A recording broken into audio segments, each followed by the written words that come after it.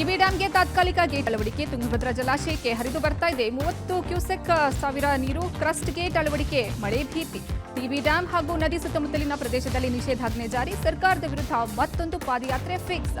ಜೋರಾದ Channapatna by election ticket ಜಟಾಪಟಿ. ಎಲ್ಲವನ್ನು ನೋಡೋಣ ಕರ್ನಾಟಕ ಟಾಪ್ 20ಯಲ್ಲಿ. ಟಿಬಿ ಡ್ಯಾಂಗೆ ತಾತ್ಕಾಲಿಕ ಗೇಟ್ ಅಳವಡಿಸುವ ಕಾರ್ಯ ಭರದಿಂದ ಸಾಗಿದೆ. ಪೂಜೆ ಬಳಿಕ ಆಣೆಕಟ್ಟೆ ಮೇಲೆ 3 ಕ್ರೇನ್ಗಳು ಸಾಗಿವೆ. 19ನೇ ಗೇಟ್ ಬಳಿ ಕನ್ನಯ್ಯ ನಾಯ್ಡು ತಂಡಕ್ಕೆ ಎನ್ಡಿಆರ್ಎಫ್, ಎಸ್ಡಿಆರ್ಎಫ್ನ ಮುಳುಗು ತಜ್ಞರು ಸಾಥ್ ನೀಡಿದ್ದಾರೆ. ಮುಂಜಾಗ್ರತಾ ಕ್ರಮವಾಗಿ ಆಂಬ್ಯುಲೆನ್ಸ್ ವ್ಯವಸ್ಥೆ ಕೂಡ ಮಾಡಲಾಗಿದೆ. ಕೊಪ್ಪಳದ ಹೊಸಳ್ಳಿ ಬಳಿ ಸ್ಟಾಪ್ ಲಾಕ್ ಗೇಟ್ ನಿರ್ಮಾಣ ಮಾಡಿದ್ದು, ಮೊದಲನೇ ಗೇಟ್ ಕೆಲಸ 75% ಮುಕ್ತಾಯವಾಗಿದೆ. ಹಿಂದೂಸ್ತಾನ್ ಇಂಜಿನಿಯರಿಂಗ್ನಲ್ಲಿ 20 ಕಾರ್ಮಿಕರು ಕೆಲಸ ಮಾಡ್ತಾ ಇದ್ದು 13 ಟನ್ ತೂಕದ 5 ಗೇಟ್ಗಳ ನಿರ್ಮಾಣ ಆಗಲಿವೆ. ಸ್ಟಾಪ್ ಲಾಕ್ ಗೇಟ್ಗಳಿಗೆ 10 ಎಂಎಂ, 16 ಎಂಎಂ, 20 ಎಂಎಂ ಸ್ಟೀಲ್ ಪ್ಲೇಟ್ಗಳ ಬಳಕೆ ಮಾಡಲಾಗಿದೆ. ಇಂದು ಸಂಜೆ ಅಥವಾ ನಾಳೆ ಬೆಳಗ್ಗೆಯೊಳಗೆ ಸ್ಟಾಪ್ ಲಾಕ್ ಗೇಟ್ ನಿರ್ಮಾಣ ಕಾರ್ಯ ಮುಕ್ತಾಯವಾಗಲಿದೆ.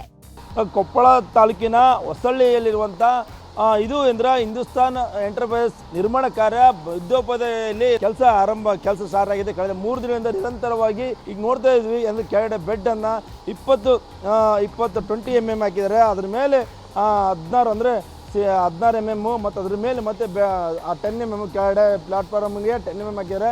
ಮತ್ತೆ ಪೂರ್ತಿ ಅದ್ರ ಮೇಲೆ ಮತ್ತೆ ಇನ್ನೊಂದು ಕುಂದ್ರಬೇಕಾಗಿ ಅದ್ರ ಸಲುವಾಗಿ ಅಲ್ಲಿ ಮತ್ತೆ 20 ಎಂಎಂ ಈ ರೀತಿಯಾಗಿ 3 ಹಲಿಗೆಗಳನ್ನು ಈ ರೀತಿ ಒಂದು ಹಲಿಗೆಯನ್ನು ಇಲ್ಲಿ ಸಿದ್ಧತೆ ಮಾಡ್ತಾ ಇದ್ದಾರೆ. ಅಂದರೆ ಇಲ್ಲಿ ಟೋಟಲ್ ಆಗಿ ಈ ಹಿಂದೂಸ್ತಾನ್ ಲಿವರಲ್ಲಿ 2 ಹಲಿಗೆಗಳು ಅಂದರೆ ಅಲ್ಲಿ ಕುಣಿಸುವಂಥ ತುಂಗಭದ್ರಾ ಡ್ಯಾಮ್ಗೆ 19 ಗೇಟಿಗೆ ಕುಣಿಸುವಂಥ 2 ಗೇಟ್ಗಳನ್ನು ಸಿದ್ಧತೆ ನಡೀತಾ ಇದೆ.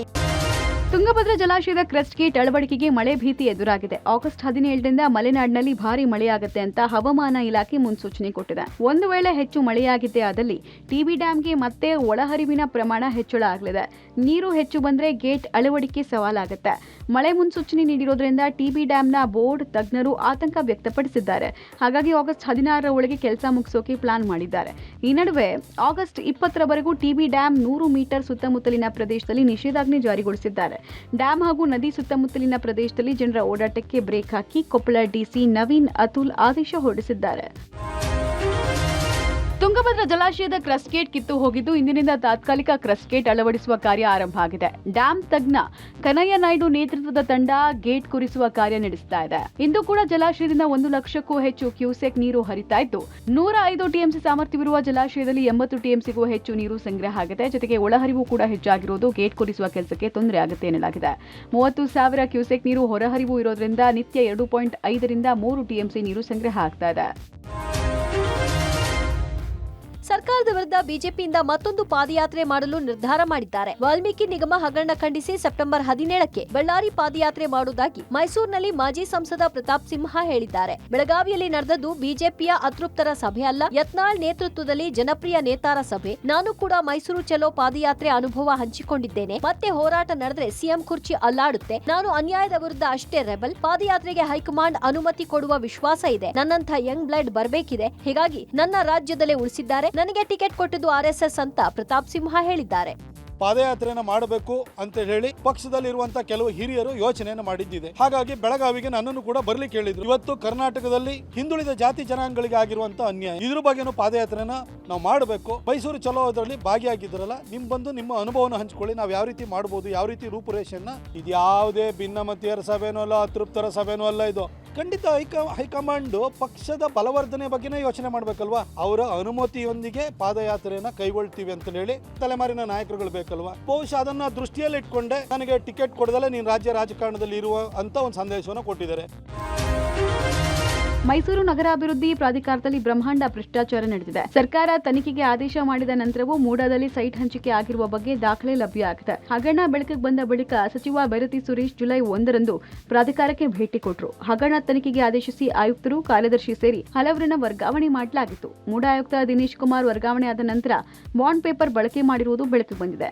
ಒಂದೇ ದಿನದಲ್ಲಿ ಆಯುಕ್ತರ ಆಪ್ತ ಸಹಾಯಕ ಪ್ರಶಾಂತ್ ಹೆಸರಲ್ಲಿ 500 ಬಾಂಡ್ ಶೀಟ್ ಬಳಕೆ ಮಾಡಲಾಗಿದೆ. ಜುಲೈ 3ನೇ ತಾರೀಕು ಪ್ರಶಾಂತ್ 500 ಬಾಂಡ್ ಶೀಟ್ಗಳನ್ನು ಪಡೆದಿದ್ದಾರೆ. ಆಯುಕ್ತರು ವರ್ಗಾವಣೆ ಆಗಿದ್ರು ಪತ್ರಗಳನ್ನ ಯಾಕೆ ಪಡೆದಿದ್ದಾರೆ, ಅದನ್ನ ಯಾರಿಗೆ ಕೊಡಲಾಗಿದೆ ಎಂಬುದರ ಕುರಿತು ದೊಡ್ಡ ಚರ್ಚೆ ಆಗಿದೆ. ಈ ಬಾಂಡ್ ಶೀಟ್ ಮೂಲಕವೇ ಫಲಾನುಭವಿಗಳಿಗೆ ಮಂಜೂರಾತಿ ಪತ್ರ ಕೊಡಲಾಗುತ್ತೆ. ಹೀಗಾಗಿ ಪ್ರಕರಣ ಬೆಳಕಿಗೆ ಬಂದ ನಂತರವೂ ಅಕ್ರಮವಾಗಿ ನಿವೇಶನ ಮಂಜೂರಾಗಿರುವ ಬಗ್ಗೆ ಅನುಮಾನ ಮೂಡಿದೆ. ಇದನ್ನೆಲ್ಲ ನೋಡಿದರೆ ತನಿಖೆ ಕೇವಲ ಕಣ್ಣೊರೆಸುವಂತಹ ತಂತ್ರ ಅನ್ನೋ ಅನುಮಾನ ಹುಟ್ಟುಹಾಕಿದೆ. ಚನ್ನಪಟ್ಟಣ ಉಪಚುನಾವಣೆ ಟಿಕೆಟ್ ವಿಚಾರವಾಗಿ ಸಿಪಿವೈ ಹಾಗೂ ಎಚ್ಡಿಕೆ ನಡುವೆ ಫೈಟ್ ಮುಂದುವರೆದಿದೆ. ರಾಜ್ಯ ಬಿಜೆಪಿ ಉಸ್ತುವಾರಿ ರಾಧಾ ಮೋಹನ್ ದಾಸ್ ಅಗರ್ವಾಲ್ರನ್ನ ಭೇಟಿಯಾಗಿ ಸಿಪಿ ಯೋಗೇಶ್ವರ್ ಬೆಂಗಳೂರಿಗೆ ವಾಪಸ್ಸಾಗಿದ್ದಾರೆ. ಈ ನಡುವೆ ಸಿಪಿವೈ ಪರ ಮಾಜಿ ಸಚಿವ ಅಶ್ವಥ್ ನಾರಾಯಣ್ ಬ್ಯಾಟ್ ಬೀಸಿದ್ದಾರೆ. ಯೋಗೇಶ್ವರ್ಗೆ ಟಿಕೆಟ್ ಕೊಡುವಂತೆ ಬಿಜೆಪಿ ರಾಜ್ಯಾಧ್ಯಕ್ಷ ವಿಜಯೇಂದ್ರಗೆ ಅಶ್ವಥ್ ನಾರಾಯಣ್ ಪತ್ರ ಬರೆದಿದ್ದಾರೆ. ಸಿಪಿವೈಗೆ ಟಿಕೆಟ್ ನೀಡುವಂತೆ ಚನ್ನಪಟ್ಟಣ ಬಿಜೆಪಿ ಚುನಾವಣಾ ಉಸ್ತುವಾರಿಗಳಾದ ಅಶ್ವಥ್ ನಾರಾಯಣ್, ನಂದೀಶ್ ರೆಡ್ಡಿ, ಗೋಪಿನಾಥ್ ರೆಡ್ಡಿ ವಿಜೇಂದ್ರಗೆ ವರದಿ ಸಲ್ಲಿಕೆ ಮಾಡಿದ್ದಾರೆ. ಕ್ಷೇತ್ರದ ಕಾರ್ಯಕರ್ತರ ಅಭಿಪ್ರಾಯ ಸಂಗ್ರಹ ಮಾಡಿದ್ದೀವಿ. ಸಿಪಿಐ ಪರ ಒಲವಿದೆ. ಪಕ್ಷ ಸಂಘಟನೆಗೆ ಯೋಗೇಶ್ವರ್ ಅಗತ್ಯ ಇದೆ ಅಂತ ವರದಿ ಸಲ್ಲಿಸಿದ್ದಾರೆ. ಇನ್ನು ಟಿಕೆಟ್ ವಿಚಾರವಾಗಿ ಪ್ರತಿಕ್ರಿಯೆ ಕೊಟ್ಟ ವಿಪಕ್ಷ ನಾಯಕ ಆರ್ ಅಶೋಕ್, ನಾನು ಅಶ್ವಥ್ ನಾರಾಯಣ್ ಯೋಗೇಶ್ವರ್ ಬಳಿ ಮಾತಾಡಿದ್ದೀನಿ. ಸ್ವಲ್ಪ ಶಾಂತವಾಗಿರು ಅಂತ ಹೇಳಿದ್ದೀವಿ. ಟಿಕೆಟ್ ಸಿಗದೇ ಇದ್ರೆ ಬಂಡಾಯ ಸ್ಪರ್ಧೆ ಅಂತ ಹೇಳಿರೋದು ಸರಿಯಲ್ಲ. ಅವರನ್ನ ಮನವೊಲಿಸ್ತೇವೆ. ಎನ್ಡಿಎಯಿಂದ ಒಮ್ಮತದ ಅಭ್ಯರ್ಥಿ ಆಯ್ಕೆ ಮಾಡ್ತೇವೆ ಅಂದ್ರು. ನಾನು ಕೂಡ ಸಿಪಿ ಯೋಗೇಶ್ವರ್ ಮನೆಗೆ ಹೋಗಿ ಬಂದಿದ್ದೀನಿ. ನಾನು, ಅಶ್ವಥ್ ನಾರಾಯಣ್ ಅವರು, ನಮ್ಮ ಬೆಲ್ಲದವರು, ನಾವೆಲ್ಲ ಅವ್ರ ಮನೆಗೆ ಹೋಗಿ ಬಂದಿದ್ದೀರಿ. ಸ್ವಲ್ಪ ಶಾಂತತೆಯಿಂದ ಇರಪ್ಪ, ನಾವೆಲ್ಲರೂ ನಮ್ಮ ಕೇಂದ್ರದ, ಯಾಕಂದರೆ NDA ಟಿಕೆಟ್ ಕೊಡಬೇಕಾಗಿರೋದು JDS ಅಥವಾ BJP ಅಲ್ಲ, NDA ಆಸ್ ಎ NDA ತೀರ್ಮಾನವನ್ನು ತೆಗೆದುಕೊಳ್ಬೇಕಾಗಿದೆ. ಅದರಿಂದ NDAಗೆ ನಾವು ಕನ್ವಿನ್ಸ್ ಮಾಡ್ತೀರಿ ಅನ್ನೋ ಮಾತನ್ನು ಕೂಡ ಯೋಗೇಶ್ವರ್ ಅವರಿಗೆ ನಾನು, ಅಶ್ವಥ್ ನಾರಾಯಣ್ ಅವರು, ಬೆಲ್ಲದವರು ಹೇಳಿದಿರಿ. ಸೊ ಅವರು ಕೂಡ ಸಮಾಧಾನದಲ್ಲಿದ್ದರೆ ಒಳ್ಳೆಯದಾಗುತ್ತೆ ಅನ್ನೋದು ನನ್ನ ಅಭಿಪ್ರಾಯ.